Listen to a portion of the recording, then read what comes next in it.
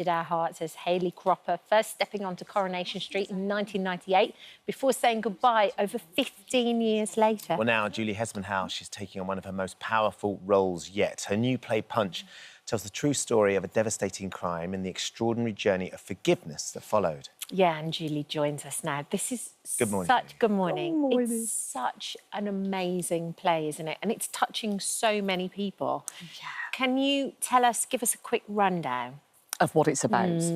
So it's a play that was born in Nottingham. It's based on the memoir of a young man called Jacob Dunne, who on a night out in Nottingham in 2011 killed another young man with a single punch.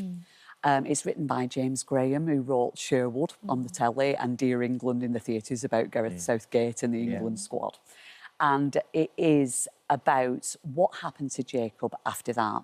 He served a sentence and then engaged in restorative justice with the victim, James Hodgkinson's mum and dad, and how that event turned his life around. He went on back to school to do his GCSEs, got a first in a degree in criminology, and now, astonishingly, James's mother and Jacob share a platform and go campaigning in schools and prisons together, talking about the power of forgiveness, restorative justice, the dangers of the one punch and alcohol-related violence, and about how we are failing our young people and specifically our young men. Can you just explain, just in case anybody isn't sure, what the process of restorative justice actually is? Yeah, I mean, it's something I hadn't known anything about, really, and it's something that very few people are being offered. And actually, running alongside the play is a campaign called Right to be Heard that Jacob has set up to try and make restorative justice available to all victims of crime. So basically, it is a very, very well curated and managed process that takes over a long, long period of time where the victim of a crime and the perpetrator make contact, sometimes just through letters and emails, and sometimes they will meet face to face.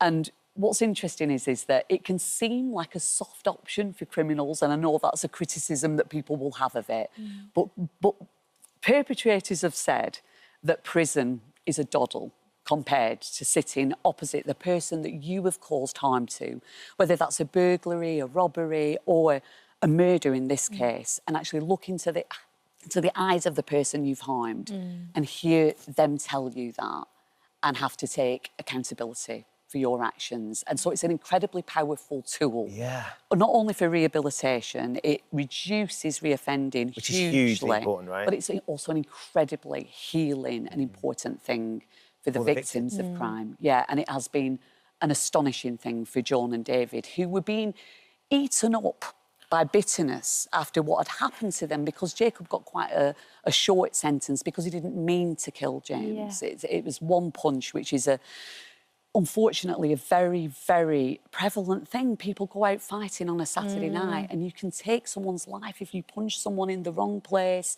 or if that person hits the pavement in the wrong way. So the play's very much about raising awareness about that too. But they were very, very bitter and upset. They wanted answers.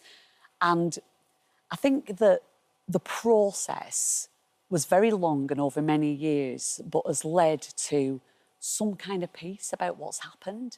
And in Joan's case, forgiveness of Jacob, to the point where she would call them friends now. It's absolutely incredible, isn't it? Why do you think there is such an appetite for this play at the moment? Because I know it's going to Broadway. Opened up Broadway last night. Which is insane for the real people involved. Can you imagine? It's on people are portraying their story here and on Broadway. It's insane. And then I know that Jacob is running talks afterwards as well, after the performances.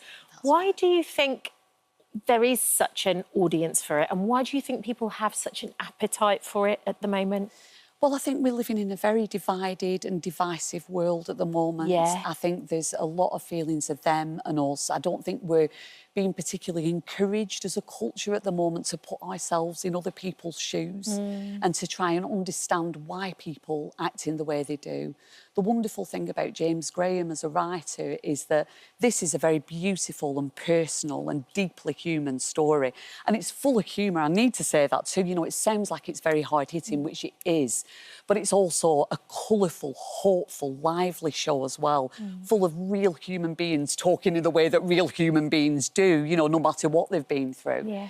But I think that he also is very keen to examine the structures that cause people to behave in certain ways. So it talks about the criminal justice system. It talks about the nature of forgiveness and how it's not a wafty, lovely thing. It's a difficult, robust, messy thing that is hard to get hold of. And I think that people really are desperate to be trying to understand where we're going wrong, particularly with our young people at the moment. And how prison isn't serving young men.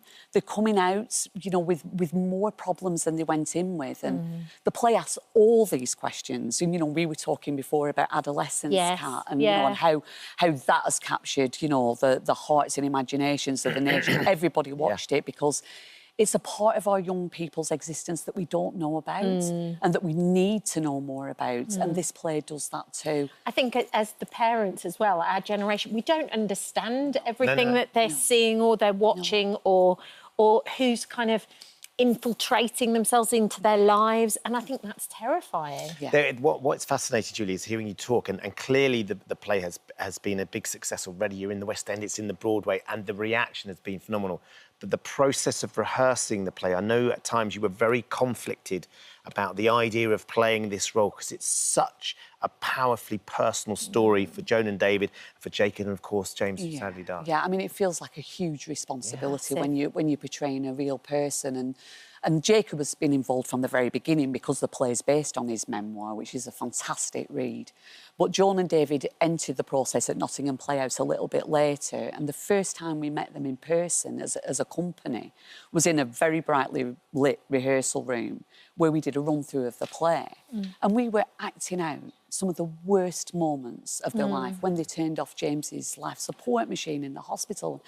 And I really, really questioned at that point whether we were doing the right thing, whether it was exploitative, if we were using their story, you know, for yes, the greater good to tell a story that's important, but actually the grace and humility and courage of those people is so off the charts of anything I can understand that they made it okay for us, and they know that this story has James's memory at the heart of it, and that what they want to do is spread a message about restorative justice in particular and about the healing power of forgiveness and what that actually means. And that is so relevant for our interpersonal relationships, but nationally and internationally as well at the moment, about how we move on from very, very difficult things.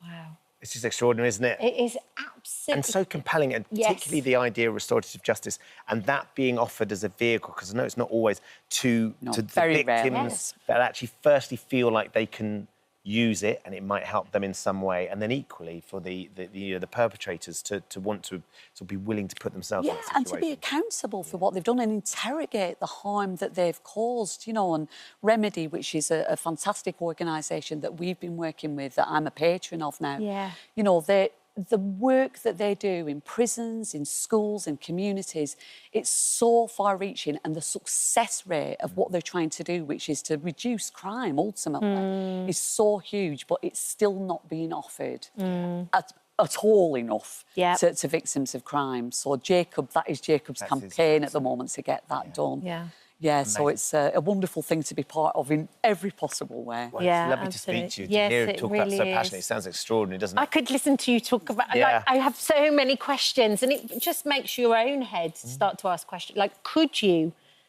sit opposite? Could you forgive? And also what you're capable of as a person. And these talks that we're doing on Tuesday nights after the show are very much about that, talking about masculinity, talking about forgiveness, about empathy, those things. And also, you know, I have to put an amazing word in for our producers and Go Live, who are a charity that provide affordable tickets to people who wouldn't be able to come and see West End shows. Brilliant. So we're having whole community events, community groups coming, state school matinees. That's a great idea. Policymakers to come and see this, but we also want young people to be able to see it. And the producers have made an amazing job of making a West End theatre, rather than just a commercial sort of outlet, about something that will actually far change bigger, lives, hopefully. unquestionably. Amazing. Another thing that you're doing that's going to have massive impact elsewhere as well, Julie. It's fabulous to see you. Thank you for coming in. Thank you for Thank having me. you. Your passion. Thank you. Tickets to see Punch. It's at London's Apollo Theatre are out. Thank you for visiting our This Morning YouTube channel. We upload new content every day, so go ahead and hit that subscribe button so you don't miss out. And we'll see you in the morning.